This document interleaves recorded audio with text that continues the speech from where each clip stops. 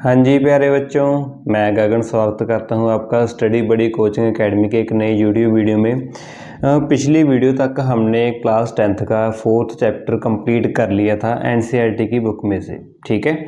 और अब हम स्टार्ट करने जा रहे हैं क्लास 10th का 5th चैप्टर जिसका नाम है अरिथमेटिक प्रोग्रेशन। पूरी डिटेल में करेंगे इस चैप्टर को भी, ठीक है, जैसे हमने पिछले चैप्टर किए थे। एक एक बारीकी को आपको समझाऊँगा, ठीक है। तो चलिए शुरू करते हैं।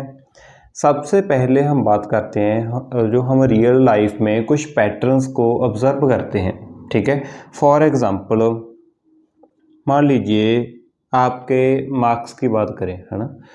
सबसे पहले मान लीजिए आपके 100 में से 20 नंबर आते थे, ठीक है। उसके बाद आपने इंक्रीज़ किया तो 30 हो गए, और उसके बाद 40, फिर 50 एंड सो ऑन चलते चलते मान लीजिए मैक्सिमम आपके पास 100 मार्क्स बन गए, ठीक है।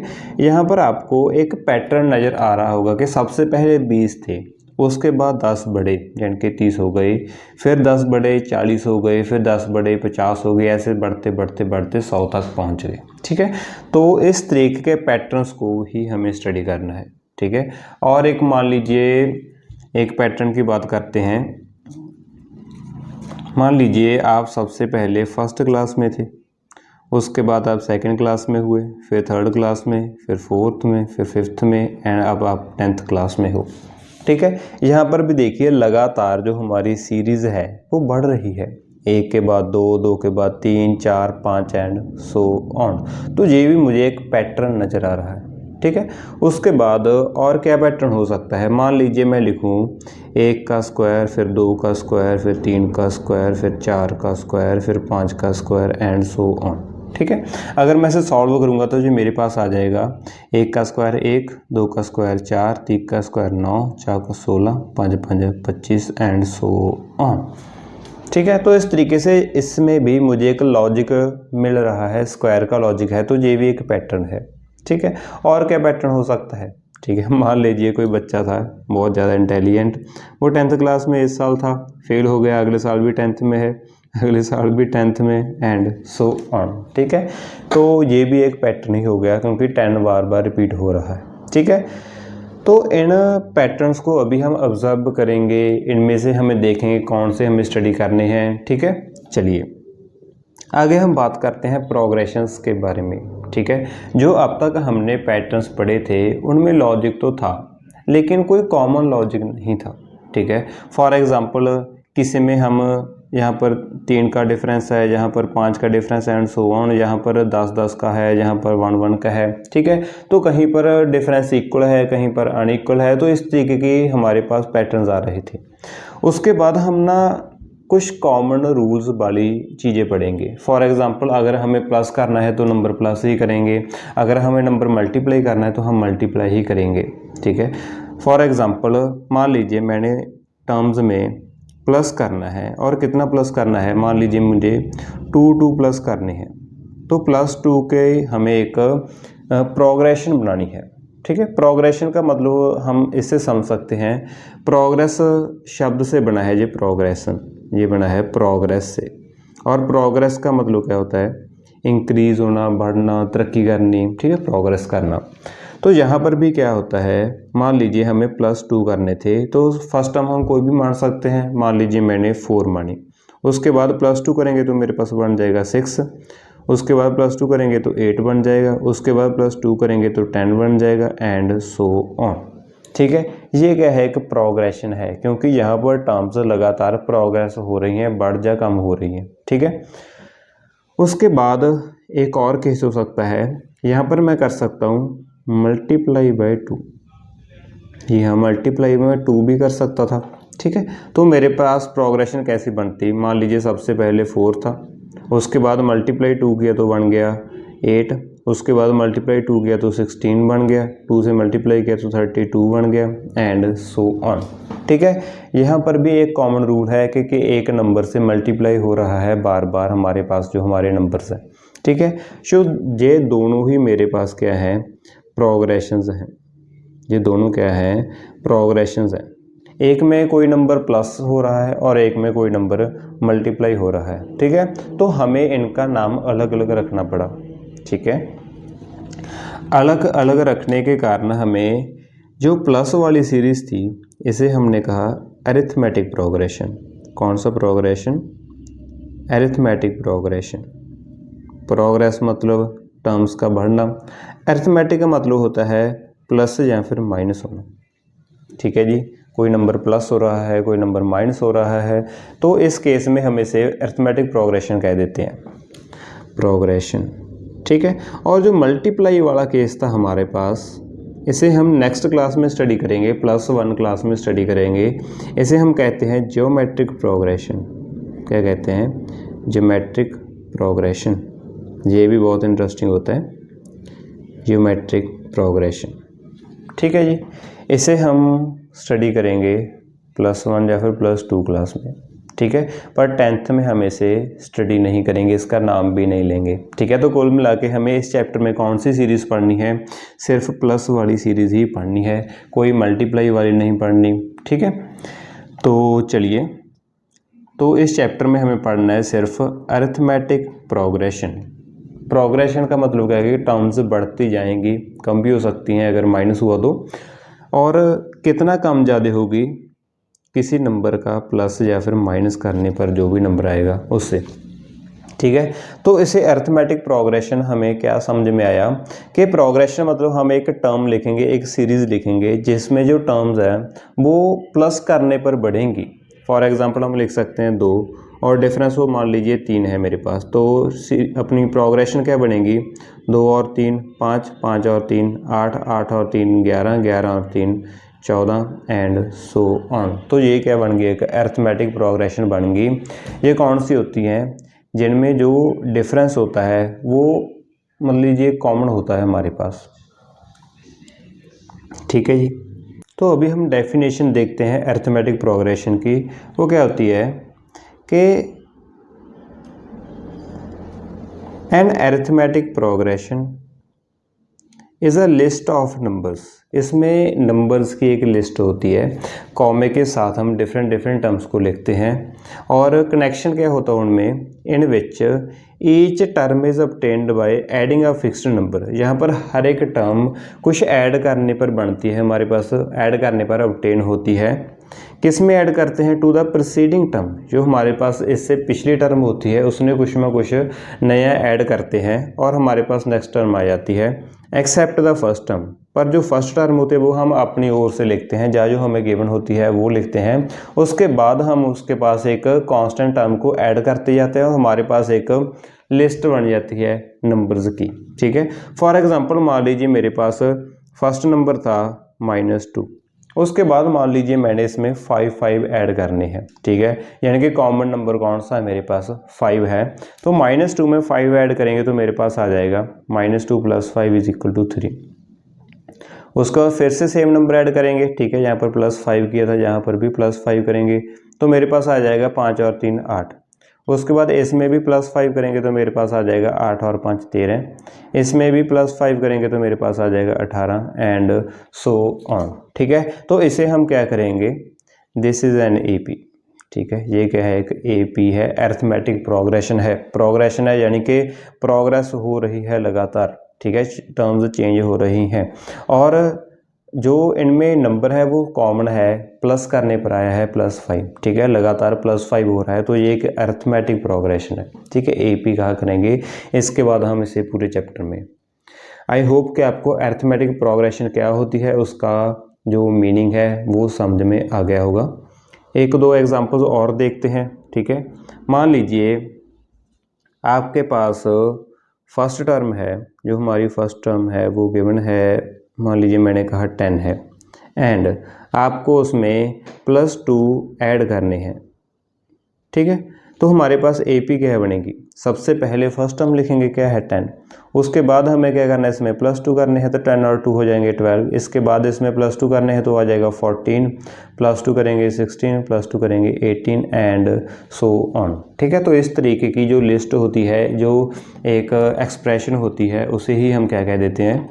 हमारी अरिथमेटिक प्रोग्रेशन कह देते हैं। उसके बाद हम बात करते हैं अरिथमेटिक प्रोग्रेशन के केस में फर्स्ट टर्म क्या होती है? फर्स्ट टर्म क्या होती है?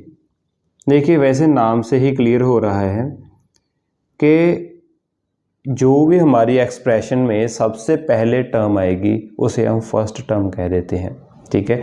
फॉर एग्ज़ाम्पल मैंने लिखा, एक एक्सप्रेशन लिख लेते हैं, मान लीजिए मैंने लिखा 2 और 3 5 और 3 8 और 3 11 और 3 14 एंड सो, ठीक है। यहाँ पर देखिए जो जो सिंगल लिस्ट में सिंगल नंबर्स हैं इसे हम कहते हैं टर्म्स, ठीक है। ये है हमारी फर्स्ट टर्म और ये है हमारी सेकेंड टर्म, क्योंकि ये दूसरे नंबर पे आ रही है।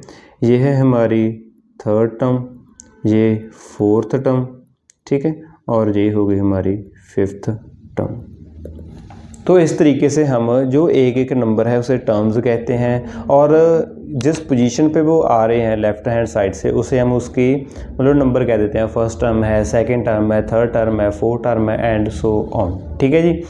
उसके बाद हम बात करते हैं कि जो एपी होती है, कोई भी हमारे पास एपी होती है वो बनती कैसे है, बाय एडिंग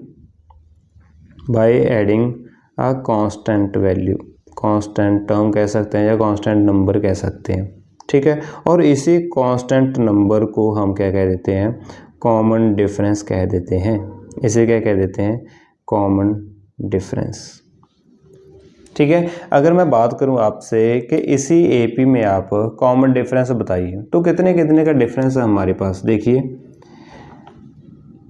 2 के बाद 5 बना, 5 के बाद 8, 8 के बाद 11, 11 के बाद 14, ठीक है। तो डिफरेंट टर्म्स में हम डिफरेंस देखना है। तो सबसे पहले सेकंड टर्म में से फर्स्ट टर्म माइनस करेंगे, 5 - 2 क्या आ जाएगा, 3 आ जाएगा, यानी कि इन दोनों टर्म में 3 का डिफरेंस है। उसके बाद 8 - 5 करेंगे तो 3 आ जाएगा, यानी कि सेकंड और थर्ड टर्म में कितने का डिफरेंस है, 3 का डिफरेंस है। ऐसे आप चेक करेंगे तो सभी टर्म्स में हमारे पास 3 का डिफरेंस होगा। तो यहाँ पर कॉमन डिफरेंस कितना आ गया, 3, ठीक है। इसे हम कह देते हैं कॉमन डिफरेंस। उसके बाद इसे एक और एग्जांपल से समझते हैं।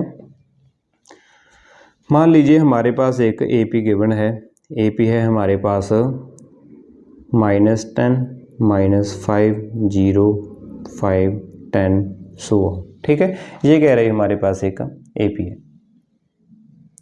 उसके बाद हमें क्या करना है, इसमें फर्स्ट टर्म बतानी है क्या होगी, कॉमन डिफरेंस बताना है क्या होगा, ठीक है। एंड मान लीजिए 1-2 टर्म्स इसकी और लिखनी है वो क्या होगी। तो देखिए कैसे करेंगे, सबसे पहले देखेंगे इसकी फर्स्ट टर्म क्या होगी, ठीक है। देखिए कहाँ से स्टार्टिंग हो रही है, -10 फिर -5 फिर 0 फिर 5 फिर 10 एंड सो ऑन। इस तरीके से हमारे पास ये एक्सप्रेशन चल रही है।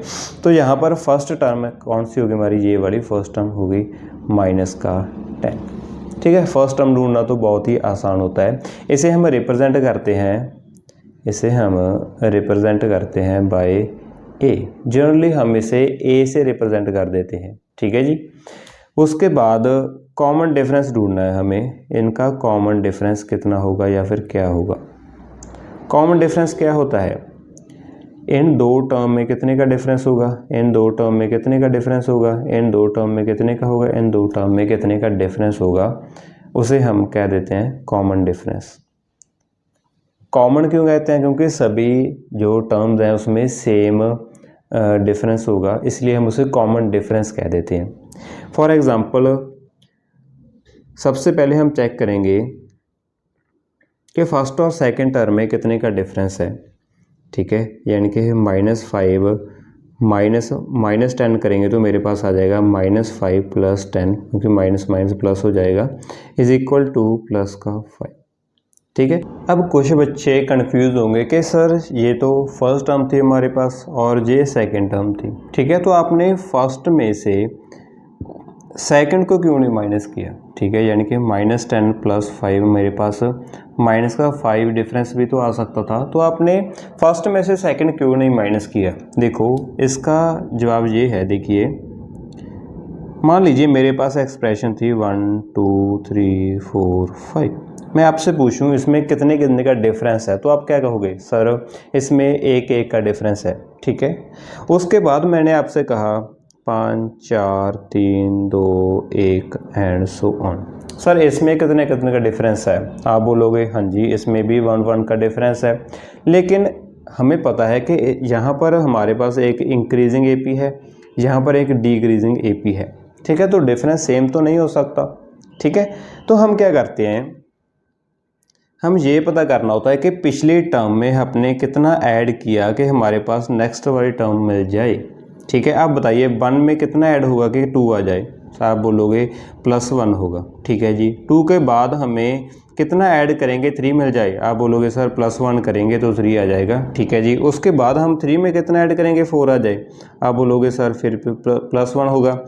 उसके बाद 4 से 5 बनाना है तो फिर से +1 होगा। तो यहाँ पर हमारे पास कॉमन डिफरेंस क्या आ गया, +1 आ गया, ठीक है। अब हम नेक्स्ट में देखते हैं। मैं आपसे कहूँगा सर 5 में क्या ऐड करें कि 4 आ जाए, 5 में क्या ऐड करेंगे 4 आए। अगर हम 1 ऐड करते हैं, अगर हम +1 करते हैं तो यहाँ पर 6 बन जाएगा ना कि 4, ठीक है। तो हमें क्या ऐड करना होगा, तो हम 5 में ऐड करेंगे -1 ताकि मेरे पास आ जाए 5 - 1 = 4। तो हमें 5 में क्या ऐड किया, -1 ऐड किया यहाँ पे। उसके बाद 4 में कितना ऐड करेंगे 3 आ जाए, -1 ऐड करेंगे तो 3 आ जाएगा, हाँ जी। उसके बाद 3 में ऐड करेंगे -1 तो 2, फिर से -1 ऐड करेंगे तो 1। देयरफॉर यहाँ पर कॉमन डिफरेंस क्या है, -1 है, ठीक है। तो हमने ये कैसे फाइंड किया, एक तरीका तो यही था। उसके बाद अगर मैं आपसे बोलूँ कि इसका मेथड ये भी तो हो सकता था ना, कि यहाँ पर देखिए हम सेकंड टर्म में से फर्स्ट टर्म माइनस करते हैं, ठीक है, थर्ड में से सेकंड एंड सो ऑन, यानी कि आगे वाली टर्म में से अगर हम उसकी प्रीसीडिंग टर्म यानी कि उससे पीछे वाली टर्म माइनस कर दें तो हमारे पास उस डिफरेंस की वैल्यू आ जाएगी, कॉमन डिफरेंस की वैल्यू आ जाएगी। जैसे अगर मैं यहाँ 2 में से 1 माइनस करूँ यानी कि सेकेंड टर्म में से फर्स्ट टर्म माइनस करूँ तो मेरे पास आ जाएगा 1। उसके बाद थर्ड टर्म में से अगर मैं सेकेंड टर्म माइनस करूँ तो मेरे पास आ जाएगा 3 - 2 = 1। उसके बाद फोर्थ टर्म में से थर्ड टर्म माइनस करूँ तो मेरे पास आ जाएगा 4 - 3 = 1 एंड सो ऑन, ठीक है। तो इस तरीके से मेरे पास कॉमन डिफरेंस क्या आ रहा है, +1 आ रहा है, ठीक है। सेम इसी तरीके से हम कॉमन डिफरेंस फाइंड करेंगे हमारी सेकेंड एग्जाम्पल का। यहाँ पर हम कैसे लिखेंगे, 4 - 5 यानी कि सेकंड टर्म में से फर्स्ट टर्म माइनस करेंगे तो मेरे पास आ जाएगा 4 - 5 = -1। उसके बाद थर्ड टर्म में से सेकंड टर्म माइनस करेंगे तो मेरे पास आ जाएगा 3 - 4 = -1 एंड सो ऑन। तो इस तरीके से हमारे पास कॉमन डिफरेंस कितना आ गया, -1 आ गया। तो इस तरीके से हमें मेथड पता चल गया कॉमन डिफरेंस फाइंड करने का कि एक टर्म में से उसकी प्रीसीडिंग टर्म यानी कि उसकी पिछली टर्म माइनस करनी है तो हमारे पास कॉमन डिफरेंस की वैल्यू आ जाएगी। तो आपको फर्स्ट टर्म कैलकुलेट करना आ गया, कॉमन डिफरेंस कैलकुलेट करना आ गया, ठीक है। चलो एक और दो एग्जांपल और करते हैं। मान लीजिए आपके पास मैं बोलूँ कि फॉर्म एन एपी, आपने एक एपी फॉर्म करनी है हुज जिसकी फर्स्ट टर्म है, फर्स्ट टर्म मान लीजिए आपको गिवन है 7 एंड कॉमन डिफरेंस इज -2, ठीक है। आपके पास फर्स्ट टर्म 7 गिवन है, कॉमन डिफरेंस मान लीजिए मैंने -2 दे दिया। तो आपको मैंने कहा कि एपी फॉर्म कीजिए, इसे यूज़ करके फॉर्म कीजिए। तो आप कैसे फॉर्म कर सकते हैं, तो हमारे पास सोल्यूशन क्या होगा,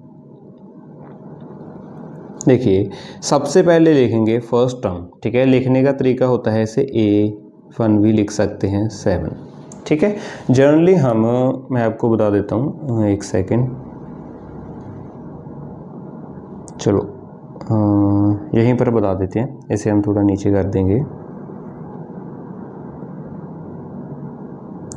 जनरली हम इसकी एक्सप्रेशन ऐसे लिखते हैं,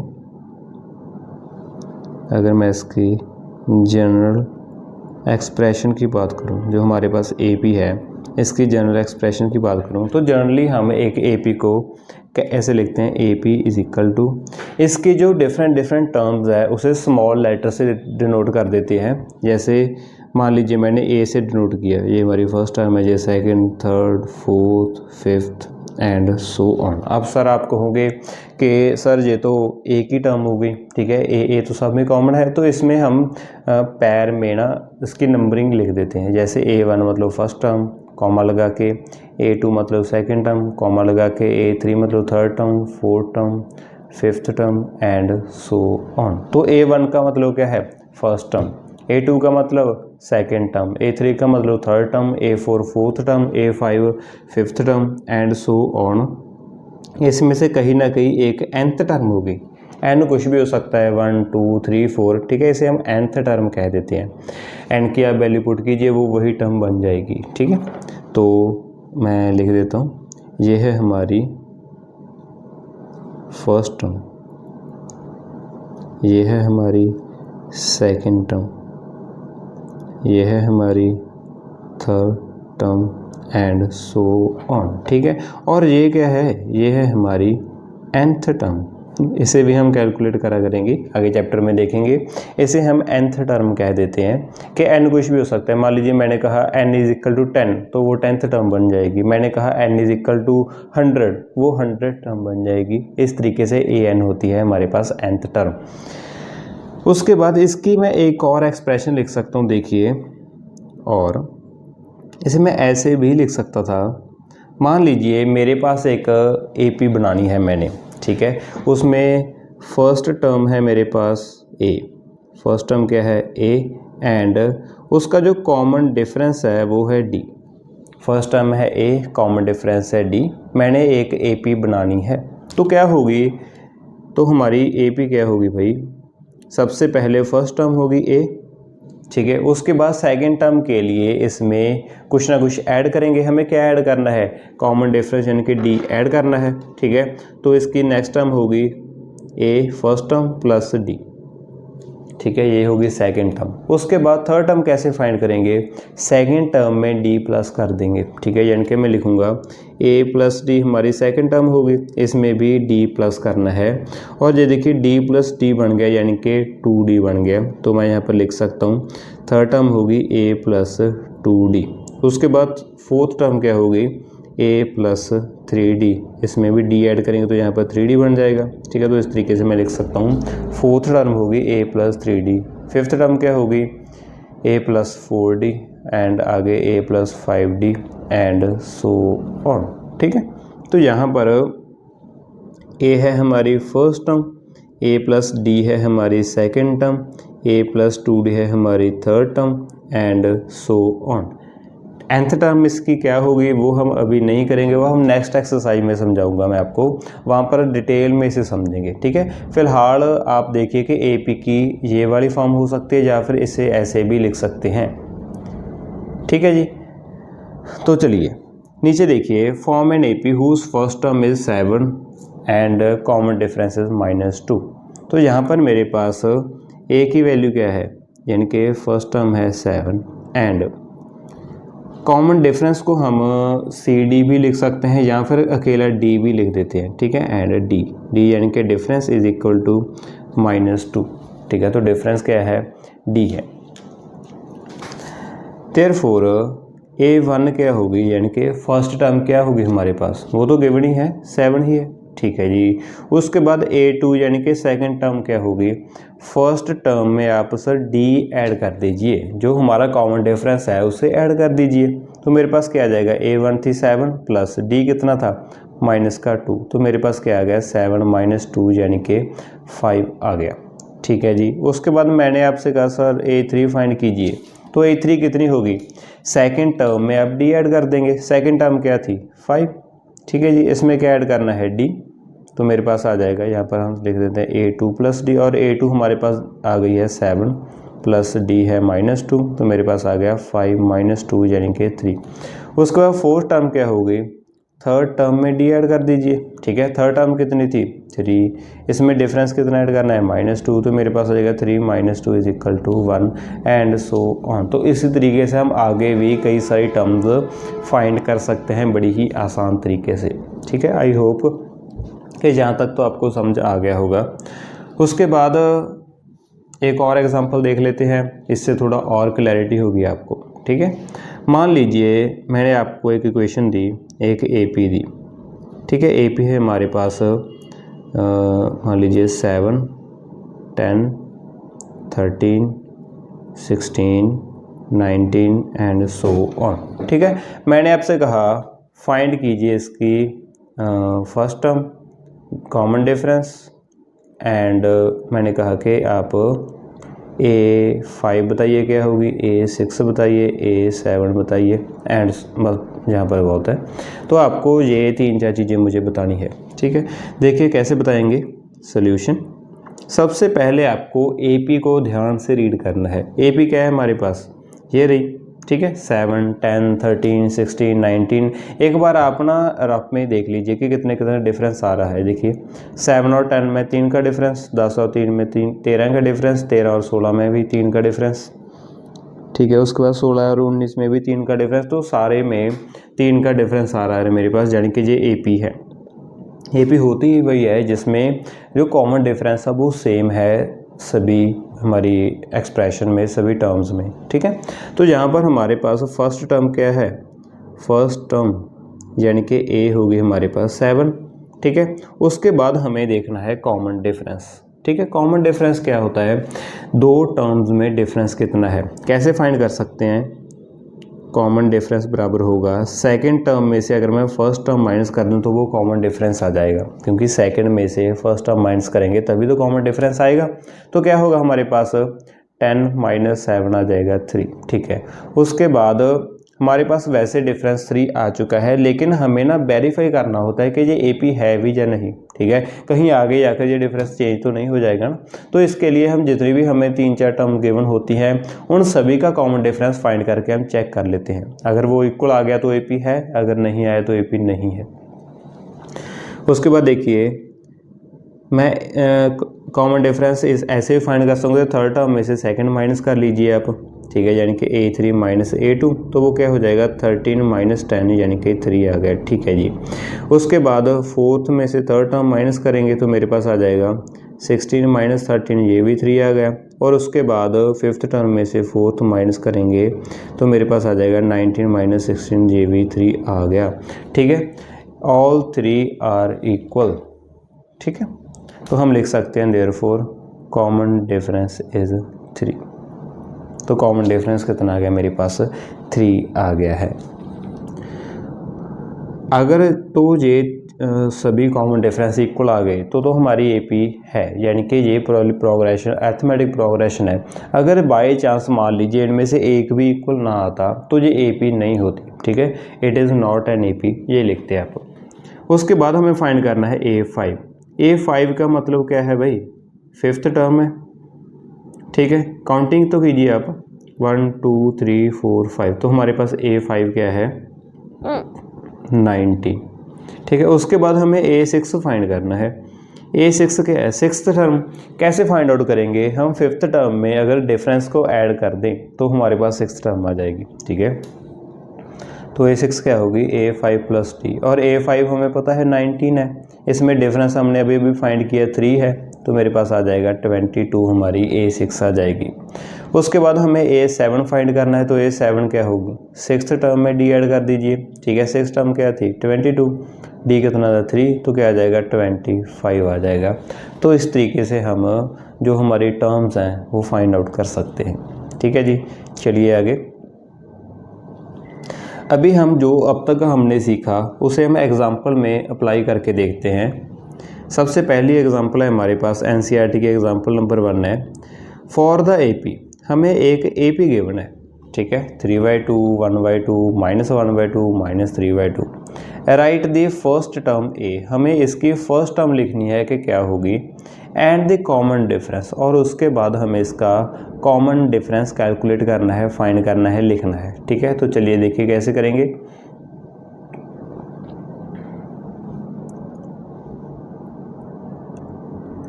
सॉल्यूशन, हमें पता है कि इसकी फर्स्ट टर्म तो साफ साफ दिख रही है, A आ जाएगी 3/2। अब डायरेक्टली लिख दे, कोई चक्कर नहीं है। तो फर्स्ट टर्म क्या होगी मेरे पास 3/2 होगी। उसके बाद हमें फाइंड करना है कॉमन डिफरेंस। क्या होता है कॉमन डिफरेंस? दो टर्म में डिफरेंस कितने का है, ठीक है। कैसे फाइंड आउट करेंगे? आगे वाली टर्म में से पीछे वाली माइनस करते जाइए, ठीक है। अगर तो सभी सेम आ गए तो AP है, अगर नहीं आए तो नहीं है, और सेम जो भी नंबर आ रहा है वही हमारा कॉमन डिफरेंस है। तो देखिए क्या होगा भाई, सेकंड टर्म में से फर्स्ट को माइनस करेंगे, यानी कि हम करेंगे 1/2 माइनस 3/2, तो मेरे पास कितना आ जाएगा? देखिए 2 बेस में कॉमन है तो मैं यहाँ पर लिख दूंगा 2 कॉमन, और ऊपर आ जाएगा 1 - 3, और 1 - 3 हो जाएगा -2/2, कैंसिल करेंगे तो मेरे पास आ जाएगा -1, ठीक है। तो फर्स्ट दो टर्म में से हमारे पास जो कॉमन डिफरेंस वो आ गया -1। उसके बाद चेक करेंगे थर्ड टर्म में से सेकंड को माइनस करके, हम यहाँ पर लिख देते हैं A3 - A2, कितना आ जाएगा? -1/2 -1/2, तो क्या आ जाएगा? -1/2 यहाँ पर भी 2 कॉमन है तो कॉमन लिखूंगा, ऊपर लिखूंगा -1 तो मेरे पास आ जाएगा -2/2, कैंसिल करेंगे तो मेरे पास बन जाएगा -1। ये भी सेम आ चुका है। उसके बाद आप 2-3 जो टर्म्स बची हैं उससे भी वेरीफाई कर सकते हैं। देखिए नेक्स्ट क्या होगा, A4 - A3 से भी कैलकुलेट कर सकते हैं। A4 मेरे पास है -3/2, -A3 है -1/2, तो मेरे पास क्या आ जाएगा? -3/2 एज इट्स, माइनस माइनस हो जाएगा प्लस, तो मेरे पास बन जाएगा +1/2, ठीक है। 2 कॉमन है तो नीचे लिखा, -3 + 1 हो जाएगा -2/2, कैंसिल करके आ जाएगा -1, ठीक है। तो हम लिख देंगे देयरफॉर D = -1, ठीक है। कॉमन डिफरेंस क्या हो गया? D कितना आ गया? -1, और A कितना आया था? 3/2। तो इस तरीके से हम इजीली इसे फाइंड आउट कर सकते हैं। आई होप कि आपको AP समझ आ चुकी होगी। एक एग्जाम्पल और करते हैं, NCERT की ही एग्जाम्पल नंबर 2 है। क्वेश्चन क्या कहता है कि which of the following list of numbers, हमें लिस्ट ऑफ नंबर्स दिए गए हैं नीचे, इनमें से कौन सी AP होगी और कौन सी नहीं होगी, सबसे पहले तो यही बताना है हमें। उसके बाद if they form an AP, अगर ये वाली जो नंबर है, जो लिस्ट है वो AP बना रही है, राइट द नेक्स्ट 2 टर्म, ठीक है। उसके हमारे नेक्स्ट 2 टर्म्स भी लिखनी है, ठीक है। बड़ा ही आसान क्वेश्चन है, देखिए कैसे करेंगे सॉल्यूशन। सबसे पहले हम पहले क्वेश्चन को देखते हैं। मेरे पास है 4, 10, 16 एंड 22 एंड सो ऑन, यानी कि ये आगे भी चलती जा रही है, AP है। तो हमें चेक करना है कि AP है भी या नहीं। तो AP चेक करने का सबसे जो एक ही तरीका है वैसे, वो है कि आप कॉमन डिफरेंस को चेक कीजिए। अगर तो कॉमन डिफरेंस सेम हुआ तो वो AP है, अगर सेम ना हुआ तो AP नहीं है, ठीक है। चेक करते हैं। Here common difference is equal to, common difference क्या है भाई? सबसे पहले सेकेंड टर्म में से फर्स्ट टर्म माइनस करेंगे तो मेरे पास आ जाएगा 10 - 4 जो आ गया 6, ठीक है। उसके बाद थर्ड टर्म और सेकंड टर्म में से AP फाइंड करेंगे तो मेरे पास आ जाएगा 16 - 10 जो आ गया 6, ठीक है जी। उसके बाद फोर्थ टर्म में से थर्ड टर्म माइनस करेंगे तो मेरे पास आ जाएगा 22 - 16 जो आ जाएगा अगेन 6, ठीक है। तो जो हमें 4 टर्म्स दी गई थी, चारों में से अगर मैं डिफरेंस को कैलकुलेट करूं तो वो 6 आ रहा है, ठीक है। क्लियरली ये तीनों डिफरेंस सेम आए हैं, तो ये कॉमन भी है, डिफरेंस भी है, तो therefore yes it is an AP, it is an AP, तो ये AP है, ठीक है।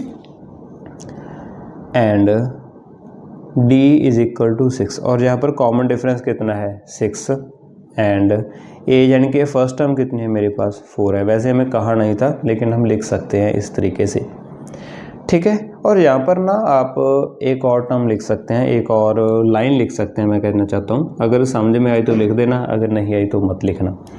वो क्या है कि हमने ये लिखा ना, yes it is an AP, yes ये AP है। इससे आप पहले लिख सकते हैं कि हेयर AK+1 - AK, यानी कि A मतलब टर्म, K+1 कोई भी टर्म थी, उसमें से अगर मैं माइनस करूँ AK यानी कि उससे पिछली टर्म, K+1 आगे वाली टर्म, K पिछली टर्म, अगर उसे मैं माइनस करूँ, हेयर AK+1 - AK गिव्स, हमें देता है सेम नंबर, हमें सेम नंबर दे रहा है। देखिए 6 6 6 सेम नंबर आ रहा है फॉर एंटायर फॉर कंप्लीट लिख सकते हैं या एंटायर लिख सकते हैं। फॉर कंप्लीट लिस्ट, हमें ऊपर लिस्ट गया तो हम लिस्ट कह देते हैं, अगर सीरीज़ का होता तो हम यहाँ पर सीरीज़ लिख देते हैं। तो here AK+1 minus AK gives the same number for complete list, पूरी लिस्ट के लिए ये सेम नंबर आ रहा है, ठीक है। उसके बाद लिखेंगे therefore yes it is an AP, तो इस तरीके से हम कह सकते हैं कि ये AP है, ठीक है, क्योंकि AP होती ही वही है जिसमें डिफरेंस सेम होता है। इसे भी आप इंक्लूड कर सकते हैं इस वाली लाइन को। उसके बाद देखिए सेकंड क्वेश्चन की तरफ बढ़ते हैं। मान लीजिए हमारे पास क्वेश्चन है 1 -1 -3 -5 एंड सो ऑन, ये रही हमारे पास एक लिस्ट। हमें बताना है कि ये AP है भी या नहीं। उससे पहले हमें पहले क्वेश्चन में थोड़ा सा रह गया था, राइट द नेक्स्ट 2 टर्म्स, हमें इसकी नेक्स्ट 2 टर्म्स भी लिखनी है, ठीक है। AP तो है, ठीक है, तो नेक्स्ट टर्म कैसे लिखेंगे? नेक्स्ट टर्म क्या होगी भाई? हमारी जो ये वाली टर्म है इसमें आप D ऐड कर दीजिए, यानी कि 22 प्लस D कर देंगे तो मेरे पास इससे नेक्स्ट टर्म आ जाएगी। तो क्या होगी 22 प्लस D की वैल्यू हमें अभी अभी फाइंड की थी 6 थी, तो 22 प्लस 6 को आ जाएगा 28 आ जाएगा, ठीक है। उसके बाद नेक्स्ट टर्म कौन सी होगी? नेक्स्ट टर्म हो जाएगी हमारे पास 28 आई थी, उसमें 6 ऐड कर देंगे तो आ जाएगा 34। तो इस तरीके से आप जितनी भी आपको 2 टर्म्स 3 टर्म्स 4 टर्म्स कही गई हैं उसे फाइंड आउट कर सकते हैं। नेक्स्ट हम देखिए हमारे पास क्या है, हमें एक लिस्ट गिवन है, हमें बताना है कि AP है भी या नहीं, ठीक है। सॉल्यूशन देखिए कैसे करेंगे। Here the difference is, difference कितने कितने का है भाई? हेयर द डिफरेंस इज, कैसे फाइंड आउट करेंगे? सेकंड टर्म में से फर्स्ट टर्म माइनस करेंगे। सेकंड टर्म क्या है? -1, इसमें से माइनस करेंगे फर्स्ट टर्म जो है 1, कितना जाएगा? -1 यानी कि -2। तो फर्स्ट 2 टर्म में से कितने का डिफरेंस आ गया? -2 का हो गया। उसके बाद नेक्स्ट टर्म देखेंगे A3 माइनस A2 करेंगे तो मेरे पास कितना जाएगा? -3 -1 कितना जाएगा? -3 + 1 जो आ गया -2, ये भी ठीक है। उसके बाद बस यही बचे हैं, इनमें से माइनस करेंगे A4 माइनस A3 करेंगे तो मेरे पास आ जाएगा -5 -3 जो आ जाएगा -5 + 3 यानी कि -2। तो यहाँ पर भी लिख सकते हैं क्लियरली AK+1 -AK, ठीक है, यानी कि ये जनरल इक्वेशन है AK+1 -AK is equal to -2 for entire या फिर कंप्लीट एंटायर लिस्ट। सभी लिस्ट के लिए डिफरेंस हमारे पास -2 आ रहा है। Therefore yes it is an AP, तो यस ये एक अरिथमेटिक प्रोग्रेशन है, AP है।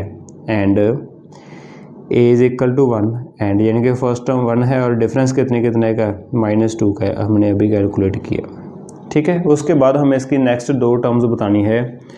नेक्स्ट टर्म इज़, इसकी नेक्स्ट टर्म क्या होगी? जो भी इसकी टर्म है यानी कि -5 है, इसमें D ऐड कर दीजिए, -5 + D हो जाएगा, -5 + D की वैल्यू कितनी है?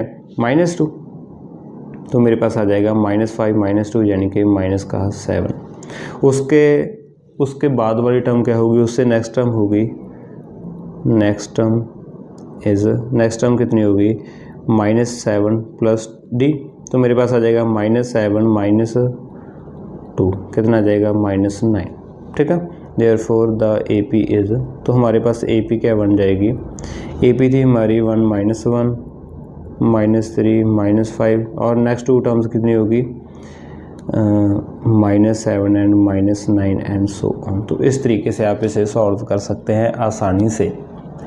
उसके बाद एक और एग्जांपल देखते हैं। अभी तक हमने जितनी भी सीरीज़ देखी उन सब में वो AP बन रही थी। इसमें देखिए फर्स्ट टर्म में मेरे पास -2, उसके बाद 2 आ रहा है, फिर -2 आ रहा है, फिर 2 आ रहा है, फिर -2 फिर 2, ठीक है। वैसे देखने में पता चल गया ये तो AP नहीं है, लेकिन आप पेपर में या फिर एग्ज़ाम में टेस्ट में कैसे करेंगे? देखिए सॉल्यूशन हेयर डिफरेंस कितना है? Difference is equal to A2 minus A1। Second term में से अगर फर्स्ट टर्म माइनस करें तो मेरे पास आ रहा है 2 माइनस 2 यानी कि 4 आ गए, ठीक है। उसके बाद थर्ड टर्म में से सेकंड माइनस करेंगे तो मेरे पास आ जाएगा -2 -2, तो कितना आ गया -2 यानी कि -4 आ रहा है। क्लियरली हम लिखेंगे clearly the difference is not same, clearly the difference is not same, hence it is not an AP। तो क्लियरली ये एक AP नहीं है। तो हमें यही बताना था कि AP है फिर या फिर नहीं है, और उसके बाद टर्म्स बतानी थी। तो यहाँ पर AP ही नहीं है तो इसकी टर्म्स भी हम नहीं बताएंगे। तो यहीं तक ये कंप्लीट हो रहा है हमारा क्वेश्चन। नेक्स्ट क्वेश्चन देखिए, हमारे पास है 1 1 1 2 2 2 3 3 3। वैसे देखने में ही मुझे पता चल गया इन दोनों टर्म में 0 का डिफरेंस है, इन टर्म में 1 का डिफरेंस है। क्लियरली ये इक्वल नहीं है, ठीक है। पर आप लिख भी सकते हैं। देखिए कैसे करेंगे, सोल्यूशन कैसे करेंगे इसका। Here the difference is, difference कितने कितने का है, डिफरेंस इज, सबसे पहले आप मान लीजिए सेकंड में से फर्स्ट को माइनस कर दिए, A2 माइनस A1 आ जाएगा 1 माइनस 1 जो कि है 0। उसके बाद देखिए इन दोनों में डिफरेंस भी सेम ही है, लिख लेते हैं। A3 माइनस 2 क्या आ जाएगा 1 माइनस 1 0। उसके बाद अगर हम करें A4 माइनस A3, 4 टर्म में से थर्ड टर्म माइनस करें यानी कि 2 माइनस 1 आ जाएगा 1, ठीक है। तो क्लियरली हम लिख सकते हैं clearly the difference is not same, the difference is not same, तो hence it is not an AP, hence it is not an AP। तो क्लियरली ये एक AP नहीं है क्योंकि यहाँ पर डिफरेंस ही सेम नहीं है। चलिए एक और एग्जांपल देखते हैं। मान लीजिए मेरे पास क्वेश्चन है 1 1 1 1 1 1, ये मेरे पास एक AP तो देखना है या फिर नहीं है। तो मेरे पास ये एक सीरीज़ है, मुझे बताना है कि ये AP है या नहीं है, अगर है तो उसकी नेक्स्ट टर्म्स बतानी है। तो देखिए कैसे करेंगे सोल्यूशन। हेयर द डिफरेंसेस, यहाँ पर भी सबसे पहले डिफरेंस चेक करेंगे। हेयर द डिफरेंस क्या है मेरे पास, A2 माइनस A1 चेक करेंगे यानी कि 1 माइनस 1 0 आ जाएगा। उसके बाद थर्ड टर्म में से सेकंड माइनस करेंगे तो भी 1 माइनस 1 0 आ जाएगा।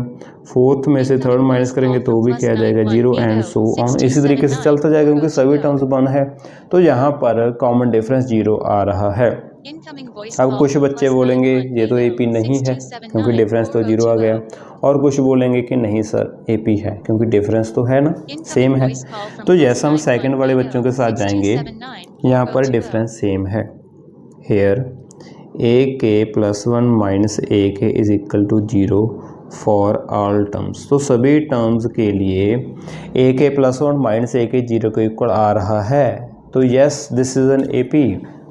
तो ये AP है फिर या नहीं है sir, yes this is an AP, AP है विद फर्स्ट टर्म कितनी है 1 एंड कॉमन डिफरेंस कितना है 0, ठीक है। तो नेक्स्ट टर्म कितनी होगी, next terms will be next term कौन सी होगी 1 + D, यानी कि 1 + 0 करेंगे तो 1 ही आ जाएगा। उसके बाद वाली टर्म क्या होगी 1 + D, वो भी 1 + 0 1 ही आ जाएगा, ठीक है। तो नेक्स्ट टर्म भी हमारे पास 1 एंड 1 ही होगी। तो इससे मुझे पता चला कि देयरफॉर D कैन बी, जो हमारा कॉमन डिफरेंस है वो पॉजिटिव भी हो सकता है, नेगेटिव भी हो सकता है, 0 भी हो सकता है, ठीक है। एक एक एग्जांपल कर लेते हैं। पॉजिटिव कॉमन डिफरेंस की एग्जांपल करें, मान लीजिए +2 का डिफरेंस करना है मैंने, तो क्या होगा 10 + 2 12 हो जाएगा, +2 14 हो जाएगा, +2 16 एंड सो ऑन, ठीक है। अगर मैं माइनस का यानी कि नेगेटिव D की वैल्यूज़ देखूं, मान लीजिए मैंने -2 करना था तो क्या हो जाएगा 10 -2 करेंगे 8, -2 करेंगे 6, -2 करेंगे 4, -2 करेंगे 2 एंड सो ऑन, ऐसे ही चलता जाएगा, ठीक है। 0 डिफरेंस वाला क्या होगा, हमें 0 ही प्लस करना होगा, तो क्या होगा 10, उसके बाद भी 10 10 10 10, ये तो 10 बन गया, ठीक है। तो इस तरीके से जो D की वैल्यू है पॉजिटिव भी हो सकती है, नेगेटिव भी हो सकती है और 0 भी हो सकती है। तो इस वीडियो में हमने देखा कि हमारे पास ना रियल लाइफ में कुछ पैटर्न बन रहे होते हैं, डिफरेंट केस में डिफरेंट पैटर्न बन सकते हैं, ठीक है। उसके बाद पैटर्न में कोई ना कोई लॉजिक होता है। अगर तो वो लॉजिक प्लस वाला है तो उसे हम अरिथमेटिक प्रोग्रेशन कह देते हैं और उसे हम इसे चैप्टर में स्टडी कर लेंगे। और अगर वो जो हमारा फैक्टर है वो मल्टीप्लाई वाला है या स्क्वायर वाला है, ठीक है, उसे हमें यहाँ पर स्टडी नहीं करना। यहाँ पर हमें सिर्फ अरिथमेटिक प्रोग्रेशन को स्टडी करना है। उसके बाद हमने देखा कि कैसी होती है एक अरिथमेटिक प्रोग्रेशन, उसमें फर्स्ट टर्म क्या होती है, कॉमन डिफरेंस क्या होता है, कैसे फाइंड करना है और कैसे बताना है कि एपी जो हमारे पास एक लिस्ट गिवन है वो एपी है भी या नहीं है, ठीक है। तो ये सब हमने कॉमन सी चीज़ें देखी। इसके बाद आपको क्या करना है कि 5.1 एक्सरसाइज एनसीईआरटी में से कंप्लीट सॉल्व करके देखनी है आपको, ठीक है। अगर आपको हो गई तो वेल एंड गुड, अगर किसी भी सम में भी दिक्कत आती है उसके बाद हम नेक्स्ट वीडियो बनाएंगे, वहाँ पर आप उसे डाउट क्लियर कर सकते हैं, ठीक है। तो इस वीडियो में फ़िलहाल इतना ही। Thank you.